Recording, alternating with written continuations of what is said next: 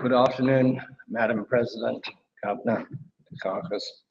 It's a great honor to be here, and I'm not sure that I'm the correct person because I have a basic philosophy, and I've watched a lot of these things over a long time, which is there are no simple solutions to complex problems until a problem gets so complex that there can only be a simple solution. And I think back in big technological developments, and where there were particular problems that seemed to have no solutions, or solutions that were so complex that they couldn't be implemented. They'll be too expensive, they'll take too many people, and something very simple comes along. I would suggest the Plimsoll line did a lot to stop the overloading of boats, ships. They still get overloaded, but not the way they used to. The early days of steam engines, they were lethal. They were ever blowing up. Along came the safety valve. Now, it pays to have somebody to make sure the safety valve is allowed to operate, or the Davis safety lamp. Often there is a simple thing that changes the equation radically and permanently. The other thing that I'm a great believer in is engineering, and in its largest sense. I spent a lot of time covering the nuclear industry, writing about it, talking about it, and at some conference I was at, there was a huge discussion going on about what would happen with a double pipe rupture. Loss of fluid, loss of cooling, loss of radioactive water, and all kinds of equations about the stress on the pipe and what would be its point of failure, whether there would be stress cracks before it actually failed. And there was one fellow there, an older engineer from the General Electric company, and I said, well, what do you think about it? He said, well, I'm an engineer. I don't think about it. If you don't want a pipe to break, I'll build you a pipe that can't break. Everything else will break and my pipe will still be there. What is the problem? We will engineer that possibility out. And that was a very simple solution to, in fact, what seemed like a very complex problem. And as one of the things that happens in technology is that we start building this great big thing. Take the White House. It's an old mansion in Washington at 1600 Pennsylvania Avenue. It's very hard to get into it. I used to have a hard pass. I've been going there for a very long time. I also used to be a private pilot. I used to fly out of Washington National Airport, but I never flew that way because F-16s would come and dissuade you.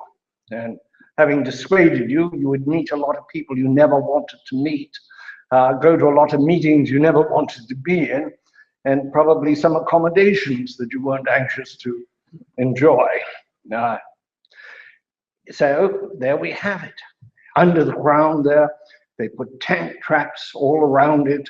You can't drive in front of it as you used to be able to down Pennsylvania Avenue, or behind it along the ellipse. There are tank traps. You can't get a tank in, you can't get an airplane in, you can't get through the gate. But just a week ago, somebody jumped over the fence, ran past the men with guns and dogs, right into the old mansion himself. That just proves vulnerability and how systems get tired, and a tired system has a kind of sclerosis, and the Secret Service was suffering from some sort of satisfaction it couldn't happen here. And when it happened, they were sort of aghast. They didn't react, or they reacted in a very strange way. So these are the things you're dealing with.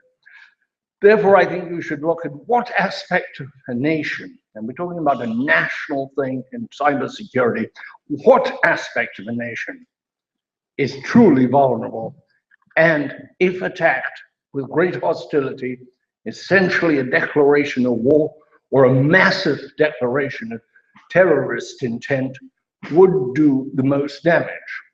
I would submit to you it's probably the electric supply system, because we live entirely by electricity, whether it is the lights in this room or anything else. And the electric system, which is partially old, with computers glommed on the top, it's really a 19th century concept, engineering-wise, with some advances, and then managed by computers nowadays, much the way that railroads really are 19th century, but managed by computers nowadays. But with the weaknesses of their genesis.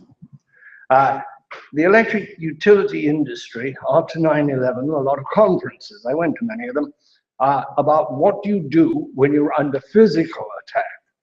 And the answer from all the utility companies was pretty straightforward. We cannot afford to have every pole guarded.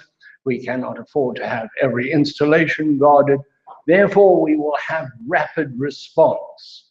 If there's an incident, and they were thinking about a bomb or an aircraft, they would immediately respond, and people would come in from everywhere, crews would arrive, things would be returned to normal, stability would return.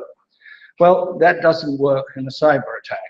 It also doesn't work with all you've thought about when something absolutely new comes along. Last year, in the spring of last year, a substation in California, just really actually in Silicon Valley, just in that region, called Metcalf, was attacked by somebody who knew what they were doing, or people who knew what they were doing, with high-powered rifles who understood the vulnerability of a transformer. One assumes they also knew that you don't just get one at Walmart and pull it down and put it back in. Most of these are custom made, they're bespoke, and it can take up to 70, it can take anything up to several years to get one adequate to do the job that the one that has been destroyed or damaged. Some of them are very old. Every one of them tends to be unique to its situation on a utility system. I was told by National Grid that there's one operating somewhere close to here that is actually was first installed in 1909. Well, I was told this 3 years ago. I don't know if it's still going, but that shows you what you're dealing with. What happens if you can take out the electric system, and how many places would you have to hit to take it out?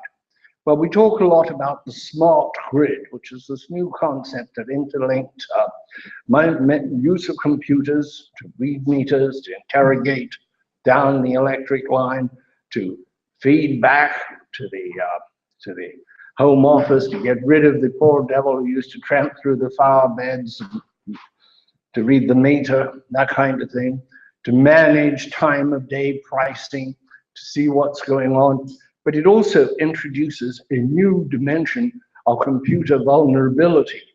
There are new wires, there are new systems, there are new ways, and there is increasingly more interconnection between utilities. Interconnection means electrons are connected, but then so are the computers that operate the systems.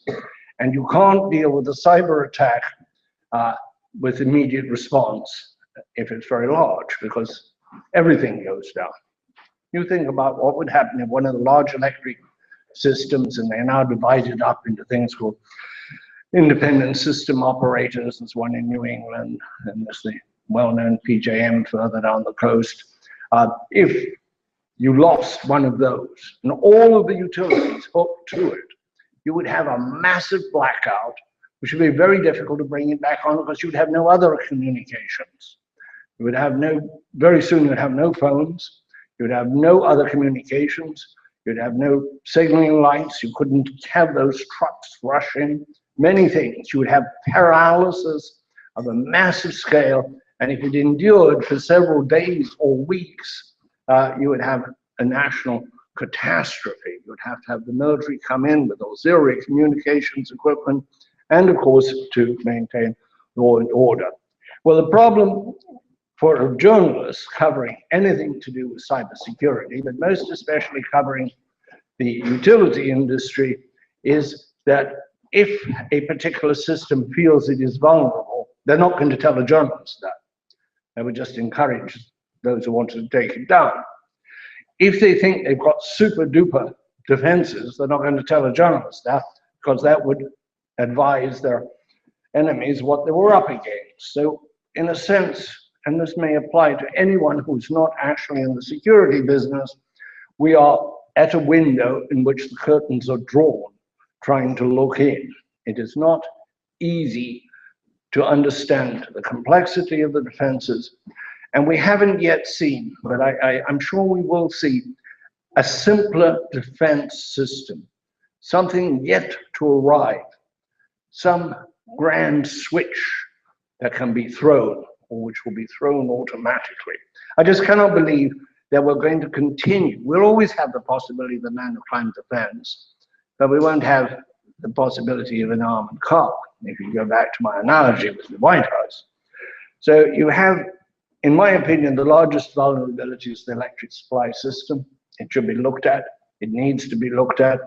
I'm not sure the electric industry is capable of looking at it. I sat through a conference in Washington yesterday about the future of systems, about the future of use of coal and natural gas and nuclear and all sorts of things, and nobody mentioned cybersecurity. It was not mentioned. I made some telephone calls earlier because I was going to be here and I asked the Trade Association and some others about cybersecurity. They didn't have anybody to direct me to. They didn't have anybody to send me to. They weren't concentrating on it. They were worried about their fight with the EPA, and they were worried about the new ozone standards and all sorts of things.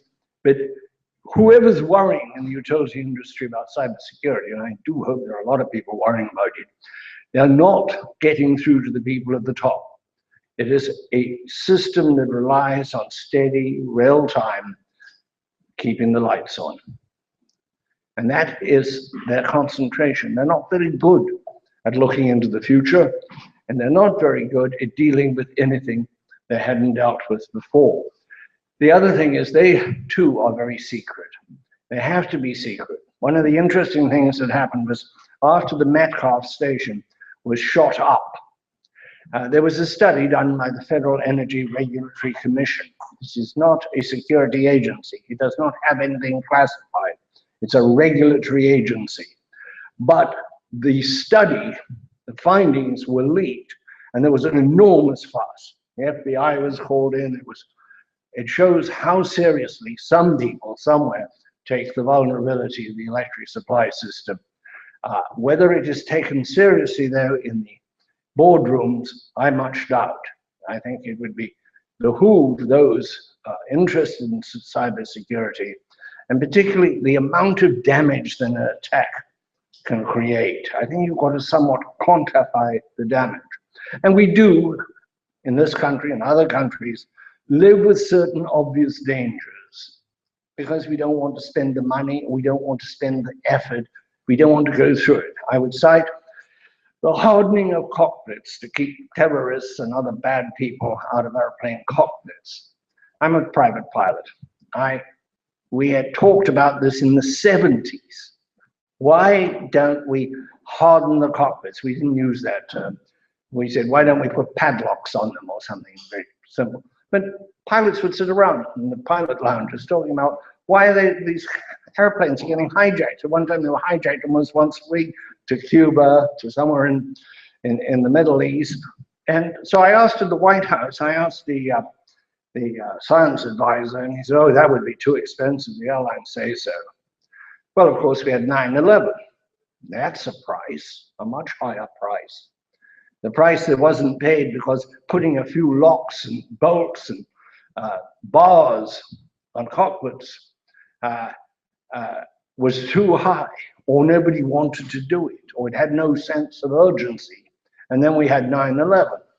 Now there's cockpit hysteria. If you look at the door too long, you'll get arrested. I hope that we don't do that with the electric utility industry, because with a loss of any large system, there will be catastrophe in this country. And there would be loss of life from all the usual things, from respirators, from people climbing stairs in high-rise buildings, but also, unfortunately, from the civil disobedience which seems to come with the dark. Let's not get into the dark. Thank you.